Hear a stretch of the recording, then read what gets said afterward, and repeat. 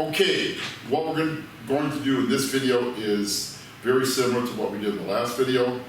We're doing another graphical analysis, only this time of acceleration.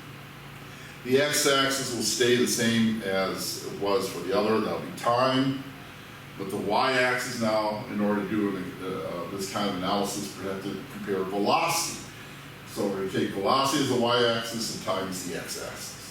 So if you would please go ahead and pause your video and copy this chart down or look off of the script that I've sent you. Okay, now let's go ahead and graph this on the smartboard. So here we go. We need to plot the points again. We've got 6 points, so we got 0 and 16.2. So now we're starting right on the y-axis. So 16.2 is going to be somewhere around there. 20.4 with 10. So it's going to be slightly above, very slightly above, almost right on the 20. 24.7 with 20. All right, so that's going to be slightly, just ever so slightly below the 25. 28 with the 30 seconds here. So that's going to be slightly above, halfway up from 3 to 2. And that's absolutely awful. I'm going to move that over just a bit. There, and there, right here. Okay.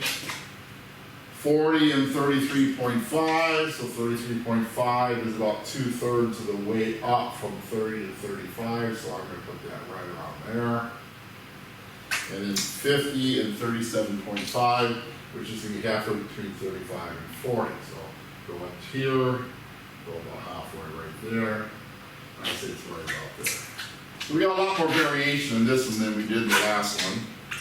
But still, we do the same thing. Only now that we're not going to start from the origin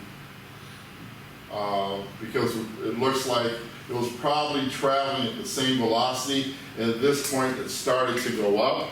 So this is a comparison to the change from the very first point, which was 16.2 meters per second. So we are going to have a value for B for this.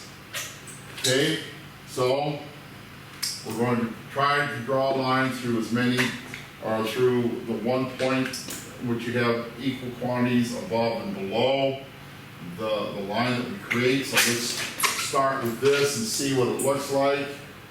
We got 3 above and 1 below, so let's go up here.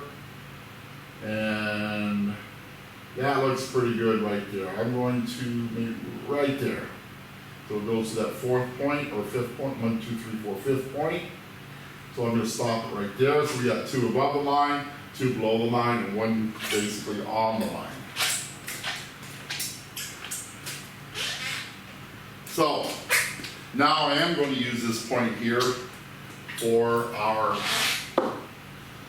calculation of the slope.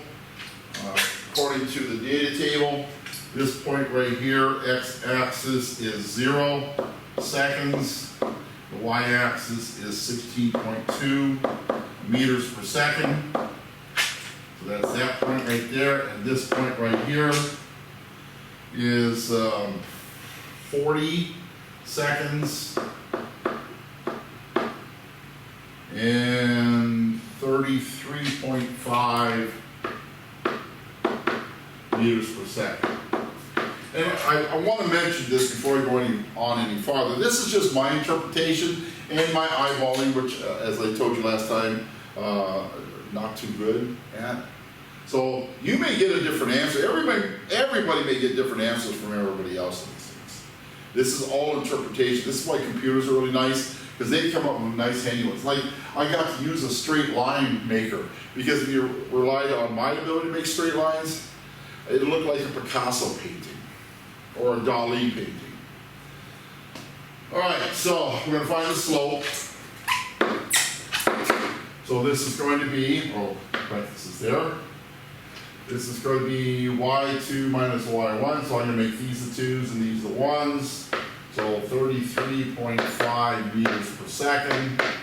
minus 16.2 meters per second over, and then that becomes 40 seconds minus 0 seconds.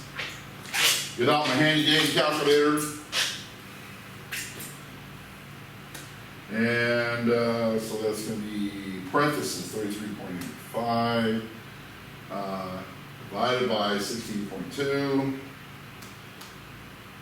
Close parentheses divided by, I don't think we need to punch in the whole thing. I think we all know that that's 40, so we'll put 40 in the denominator. Hit enter, and we get 0.0517. So the slope here is 0.0517, and this becomes meters per second in the numerator and seconds in the denominator. So we're going to clean it up a bit and say 0.0517 meters per second squared.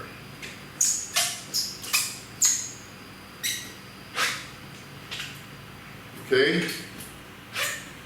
So, that's how we can come up with the value of the slope, and that is then going to be equal to the acceleration.